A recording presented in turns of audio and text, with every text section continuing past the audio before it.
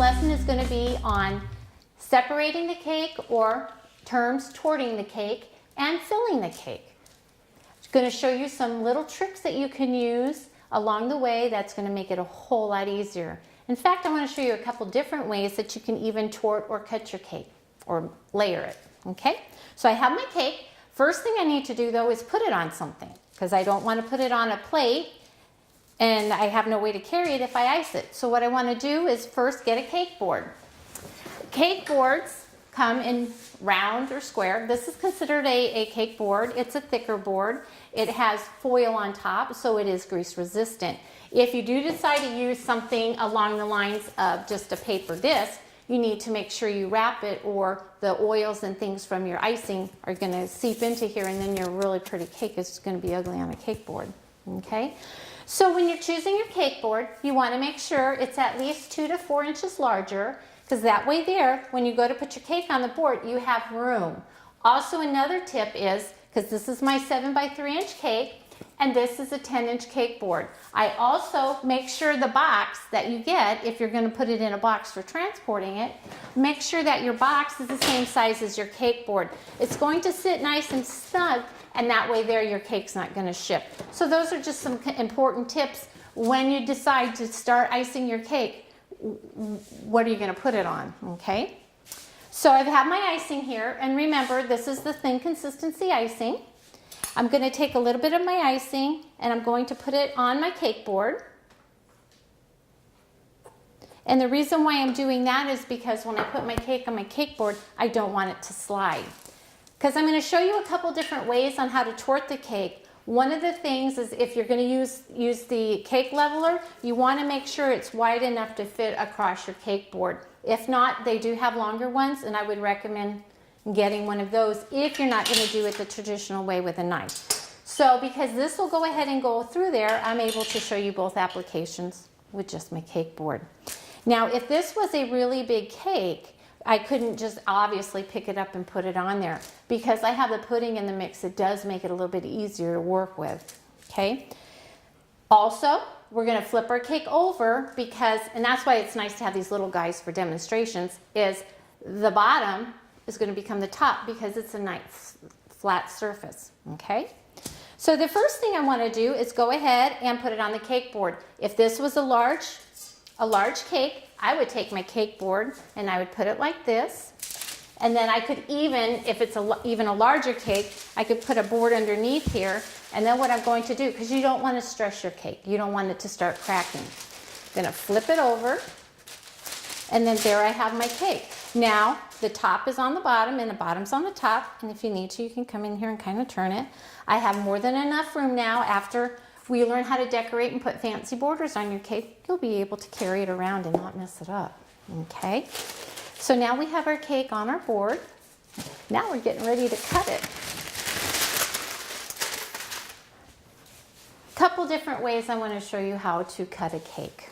First one is, I'm going to go ahead and I'm going to use a knife. To use a knife, one of the nice things to have is a cake turntable. They come in different sizes. We got short ones, and we've got plastic ones and tall ones. This one here is the metal one, so it's a little bit more heavy duty. And as you start getting into larger cakes and things, you may find that you like this one because it will handle the weight a little bit better. To cut your cake, what you want to do, and because this is a 7 by 3 inch cake, I can tort this. I could probably tort it 4 times, but I want to tort it twice so you can see. First one I'm going to use is with my knife. What I do is I divide it in 3, so you just kind of eye shot it. What you do is you just kind of seesaw back and forth just to get the knife in there. You don't want to keep seesawing back and forth, or you're going to end up getting a lot of cake crumbs, okay? So we're going to go ahead, put that in here, and as I turn the turntable, I'm going to just apply a little bit of pressure. That way there, my knife is staying nice and flat, and I'm not getting crumbs anywhere. So, and actually what I did is, after the cake was cooled, I put it in the refrigerator to get it a little bit colder. That way there, all the butter and everything kind of gets nice and tight again. And then that way there, your cake is also a little bit easier to work with. So we're going to go ahead and we're just coming around. And once we make a complete circle, see, like that. Now, what you want to do is you want to get something to lift this up. You don't want to come in and pick up your cake like this, especially if it's a larger one, because you can start to stress your cake. Many different things out there. These are wonderful. They're very inexpensive and they come in different sizes. Like that 16-inch cake, if you were wanting to bake that, the one with the heating cores in it, you'd want to get a larger circle so that you can go ahead and just slide your cake on there, and then you can pick it up and you can push it over, and then you just let that set. Now, if it's really hot, you can actually take this and put that in the refrigerator and just let it get nice and stiff again too, so that when you go to put it back on, it's a little more rigid. If you're going to use this, you don't need the turntable. And all you're going to do is they do have little guides here. So to know how high you need to go. Well, if I do this right here, this isn't half of my cake. So I need to bring it down just a little bit. So I'm going to go down, and they're numbered, so there's no guesswork involved. This is a nice little Wilton cake leveler that I use a lot. One of the things is when you're using this, push in on it to release the tension. Don't pull on it or you'll break them. Oh, I think I went a little too low. So that's what's nice about this. It's so adjustable that you can go up or down. Perfect. Now with this one, what we're going to do is we're just going to seesaw back and forth. What I do is I always hold the back of my cake because number one, I want to make sure it doesn't go anywhere in case my icing on the bottom didn't hold. And I'm just seesawing back and forth. And then when I get to the very end right here, what I'm going to do is definitely make sure I don't pull it, because if you pull it, you could pull out some of the shell of your cake and you could end up with a hole, and you don't want that. Now, if you don't want to use a cardboard, there's many things out there on the market. You can use a pizza lifter, you could use the stainless steel, like this guy here, which does basically the same thing as the board.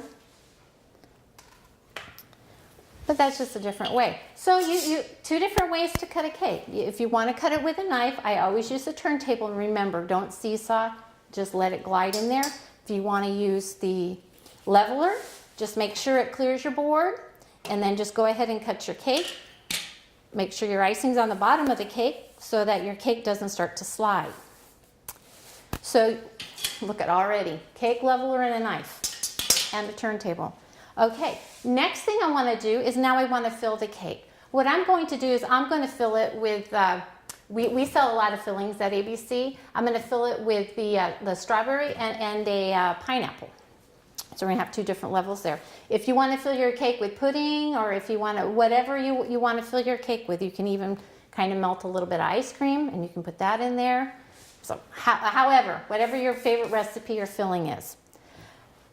Just going to go over just a quick, we're going to have a whole lesson on nothing but tips and piping bags. But one of the things I like to do is to make a bead around my cake so that as I'm adding my filling, I don't want my filling icing to spread out. So I'm going to bring this over here. Love turntables. If you don't have a turntable, you're going to wish you had one. If you have a Lazy Susan at home right now, that'll work great too. But it is nice to be able to have your cake turn. Okay. What I'm going to use today is I've got disposable piping bags. They come in many different sizes. Nice thing about these guys is you don't have to wash them. Some people have washed them and reused them, and they are pretty economical. So once because I want to put a band of icing around here, this is just a 10-inch piping bag. I'm going to go ahead and fold the sides over because I don't want to make a mess. This here, let me introduce you to a couple tools here that you'll be wanting. This is a coupler. So you have a coupler and you have a coupler nut. And then there are a lot of tips out there, and each tip actually is coated with a number. This is a number 12, and it's considered a plain tip. That's what I'm going to use to do my band of icing, or my dam around my bag.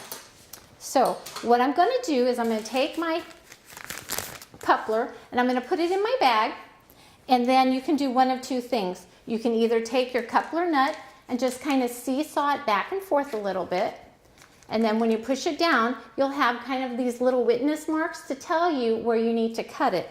If you don't want to do it that way, you can take any type of a marker and just mark at the very base of where all these threads are. That's going to tell you where you need to cut. And then all you're going to do is just take your scissors and just cut your bag right there. Now what I've done is I've made a space for my tip to go onto, but you want to make sure you don't cut too far back to where you don't see you want to see the threads, because you want the nut to connect to those threads, so as you're squeezing pressure out, it doesn't come out. Because you could push it hard enough if the threads are back and the whole thing will go out and then you need a new bag. So we're going to just take our nut. So looky here, a coupler nut, tip, and a piping bag. Now what I have here is I have it turned over, and I'm going to take my icing,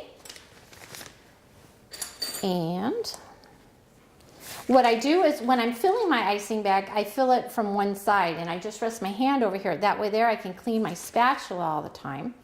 And there's many different spatulas, and we're going to get into that when we get into the next lesson on how to ice the cake. We're going to go over a couple different spatulas.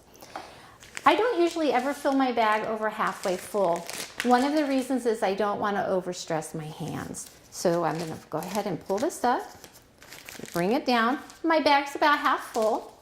This way here, my hand has a really nice grip over it, and I keep twisting. They do have bag ties and things, you know, because I do see some of my students when they squeeze and the icing comes out the top. Don't ever overfill it more than half. Twist it and just grab your hand. If you want rubber bands, they have there's special clips for your icing bags. You can use those too. Okay. Now I'm just going to go in slightly into my cake, and what I'm going to do is squeeze. And this is why it's so nice to have this turntable, because you can just gently squeeze and turn. And see how I built this nice little icing dam? Now I can take my filling, and because we're going to do two different types of fillings, I'm going to take my pineapple, and you don't want to go above the dam. You don't want to go higher, or you'll flood out your dam. If you like more flavoring, then all you need to do simply is, they have larger tips, or you can go back over it again and make it a little higher. I tend not to want to do too much filling, because if you do, then your cake, when you start cutting it, it can kind of squirm on you a little bit, and that's not such a good thing. So we've got and so we were just going to kind of cover it. If you wanted to put more on here, now's the time that you would do that. I'm looking for, here it is. Okay, so we've got this. All right, so now that guy is done, I'm just going to move him away. I'm going to take my cake. I'm going to go ahead, and now I'm just going to kind of go over to the side, and I'm just going to put it on here. And then if you want to, you can come in and straighten it out a little bit. Then I'm going to do my next layer. And again, we're going to go slightly inside.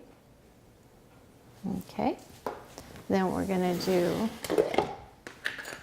our strawberry. I'm just going to use the same spoon. Now, when it comes to strawberries and stuff, because they are so tall, you do want to make sure that you don't get too many of them in here, unless you want to make a taller dam. So, strawberry and pineapple on our confetti cake. Okay. Then, I'm going to take our other guy right here, and we're just going to slide them off.